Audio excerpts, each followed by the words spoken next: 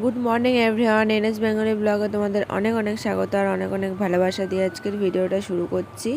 সবাইকে জানাই শুভ নববর্ষ। নববর্ষ চলে গেছে, কিন্তু তোমাদের সাথে ঠিকঠাক করে ভিডিও শেয়ারই করতে পারিনি, কারণ শরীরটা একদমই ভালো ছিল না।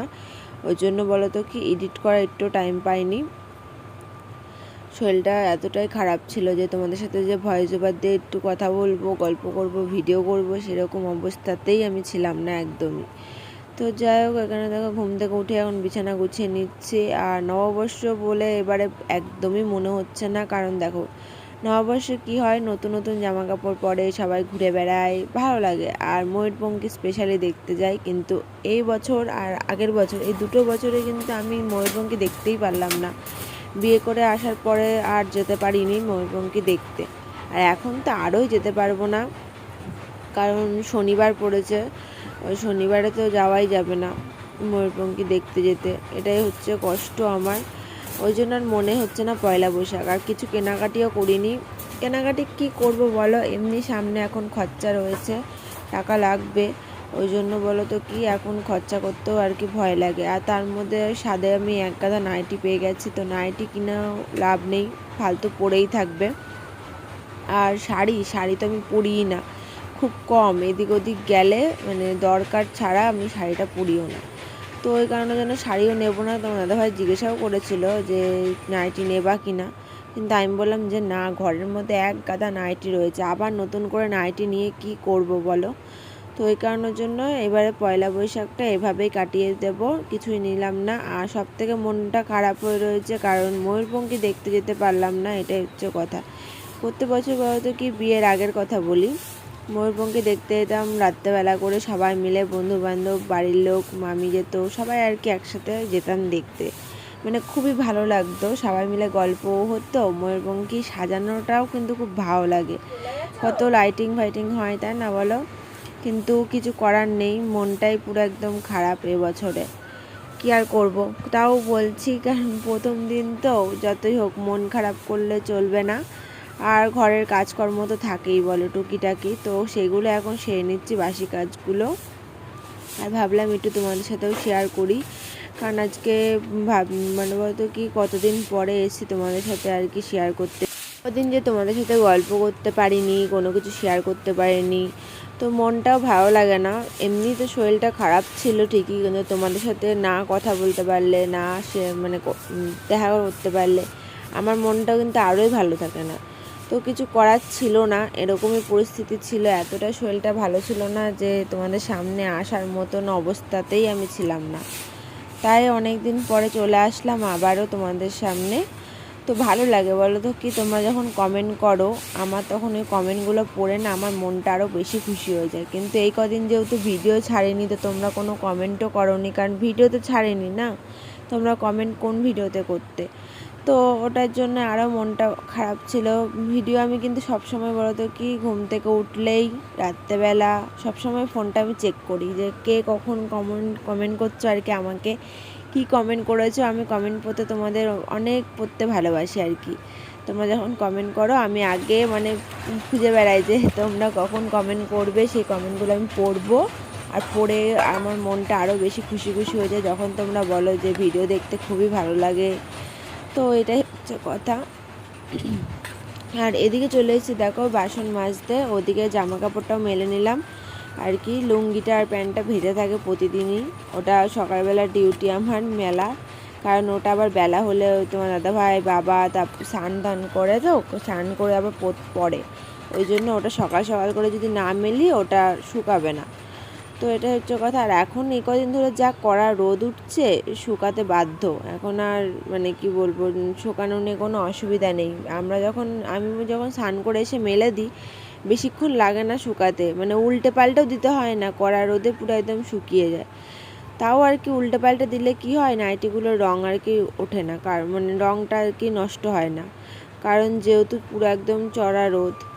আর এদিকে এই 3টে বাসন কেন হয়েছে বলো তো, কালকে আর কি বাসন 3টে ছিল, কারণ বাসন এমনি সব মাজাই হয়ে গেছে, তো এই 2টো বাসন পড়েছিল, মাজা হয়নি, পরে দেখলাম, তো এই জন্য মেজে নিলাম। আর হাঁড়িটা কালকে মাজাই ছিল। আর কড়াইটা দেখো গ্যাসের ওপর বসানো, ওটার আমি ধরবো না, আমি সাইড দিয়ে আর কি গ্যাসটা একটু মুছে নেবো, কারণ গ্যাসটা একটু নোংরা হয়ে রয়েছে দেখলাম, তাই ভাবলাম একটু ন্যাকড়া দিয়ে একটু পরিষ্কার করে দিই।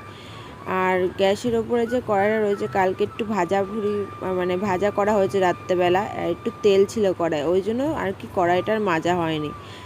তো ওই কারণের জন্য, আর আমি তো এখনও জামা কাপড় ছাড়িনি, বাসি জামা কাপড়ই পরা, ওই জন্য আর কি কড়াইটা ধরবো না।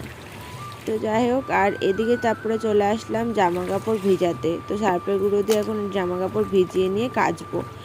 এবার তোমরা বলবে যে এই শরীর নিয়ে তুমি কাচাকাচি করছো, কি বলো তো, মা তো সব সময় কাচে। এই একটা বছর হয়ে গেল বিয়ের, 1 বছরের বেশি হয়ে গেছে, কিন্তু এই 1 বছর ধরে আমার জামা কাপড় কিন্তু মাই কেচে এসছে। আমি যখন এই থেকে এসেছি আর কি এই বাড়িতে, তখন থেকে আমার শাশুড়ি মা সব কাচাকুচি করে দিয়েছে, ঘরের সব জিনিস, আমার জামা কাপড় পর্যন্ত মা কেচে দিয়েছে। কিন্তু কি বলতো, কদিন ধরে মারও প্রচণ্ড শরীরটা খারাপ, কাচাকুচি করছে, তাও কাচাকুচি করছে না তা না। তাই ভাবলাম যে আমার দুটো নাইটি যদি আমি একটুখানি কাচতে পারি, একটু ভালো হয়। তো অনেকটা সাবধানে আমি একটু আস্তে আস্তে করে হালকা হালকা করে একটু কেচে নিলাম, ধুয়ে আর কি, কারণ একটু চেষ্টা করি যদি আর কি একটু কষ্ট কমানো যায়, এটাই হচ্ছে কথা।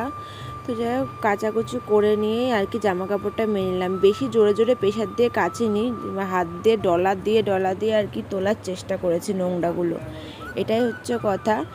আর মার কাছে তো বকা খেয়েই নিয়েছি কাচাকুচি করার জন্য, যে এখন কাচাকুচি করার কোনো দরকার নেই। আর এই 1 বছর ধরে কিন্তু মাই কেচেছে, তোমাদের তো বললামই। আমার কিন্তু তখন এরকম ছিলাম না, যখন বিয়ের পর তো এসে ঠিকই ভালোই ছিলাম, আর কাচাকুচির জায়গাও ছিল না, সব থেকে বড় কথা। আর তোমাদের ভাইকে বলেছিলাম কাচাকুচির জন্য একটা কিছু এনে দিতে, তো আনিনি, ওই জন্য খুবই অসুবিধা ছিল, কলপাড়ে যে কাচাও যেত না। আর এখন ভেবেছি বলতো কি, পেছনে যেহেতু একটু জায়গা পেয়েছি, ভাবলাম কি এখানেই কেচে নিই যেমন তেমন করে। আর যাই হোক, এদিকে রান্নাবান্না হয়ে গেছে, ভাত হয়েছে, আর হলো বেগুন ভাজা, কুমড়ো ভাজা, এই করেছি রান্না, আর একটু শসা কেটে নিয়েছি। এই খাওয়া দাওয়া হলো। পরে আবার মা রান্না করেছে হলো এঁচোড়ের তরকারি। আর এদিকে আমি চলে এসেছি ভ্যানের ওপরে আর কি মাল করতে। এটাই হলো এখন, ভ্যানটাই হলো আমার এখন সংসার, এখন সংসারটাই আলাদা হয়ে গেছে। কেন বলো তো, দেখো জলের বোতল থেকে শুরু করে পাখা থেকে শুরু করে সব নিয়ে বসে পড়েছি। চলো এখন একটু কাজ করি, বিকেলে দেখা হচ্ছে। বেলা করে আসলাম, এখন বাজে 5টা, আর জামা কাপড় তুলে নিয়ে আসলাম, ওই যে অনেকগুলো গোছাবো, তারপর নিচে চট পেতে শুয়েছিলাম। কারণ দুপুরবেলাটা বলো তো কি, এত গরম পড়ে, নিচে একদমই শোয়া যায় না একটুখানিকের জন্য, ওই জন্য প্রচণ্ড গরম পড়েছে, নিচেই শুয়েছিলাম। আর এখন তো ভ্যানের ওখানে থাকি, মাল করি, ওখানে বসি। দুপুরবেলাটা হলে তারপরে আসি, এসে সবাই মিলে একসাথে খাওয়া দাওয়া করি, নিয়ে খাওয়া দাওয়া করে তারপরে আমি নিচেই আর কি চট পেতে শুয়ে পড়ি, আর ভ্যানে যায় না। তো এটাই হচ্ছে কথা।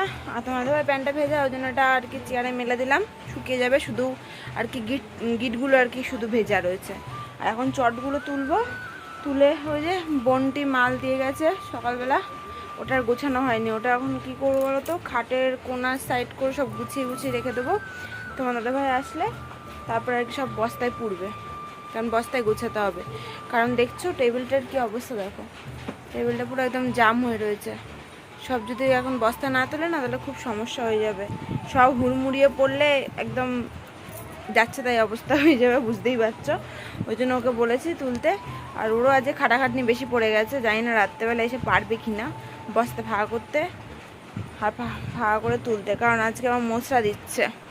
চলো তোমার সাথে পরে দেখা হবে, তোমার ভিডিওটা দেখতে থাকো। আমি সবগুলো কাজগুলোকে ঝটাপট করে সেরে নিই, কারণ সন্ধে হয়ে যাচ্ছে তো, 5:30 বেজে গেছে, বুঝতেই পারছো। চলো পরে দেখা হচ্ছে। খাটটা এখন হয়ে থাকে হিটার, এত গরম হয়ে থাকে খাটে হাত দেওয়া যায় না, শোয়াটা দূরে থাক। তো ওই কারণের জন্য নিচে শুয়েছিলাম দুপুরবেলা। সকালবেলাটা তো ভ্যানের ওখানেই বসে বসে রাখি করে কাজ করে আর কি টাইমটা কেটে গেছে। ওখানেও গরম, কিন্তু চারিপাশটা হাওয়া দেয়, ওই জন্য একটু ভালোই লাগে ওইখানে। উপরে টিনের তাপটা নামে ঠিকই, কিন্তু চারিপাশ দিয়ে যে হাওয়াটা আসে ওতে ম্যানেজ হয়ে যায়। তো যাই হোক, আর এদিকে চলে আসলাম তারপরে আর কি জামা কাপড় ভাঁজ করতে। তো জামা কাপড়গুলো ভাঁজ করে এখন সব গুছিয়ে রেখে দেবো, আর খাটে যে রাখিগুলো রয়েছে ওইগুলোও সব গুছিয়ে নেব। তো বন্ধুরা, আজকের মতন ভিডিওটা এই পর্যন্তই। নেক্সট দিন আবার চলে আসবো নতুন ব্লগ নিয়ে।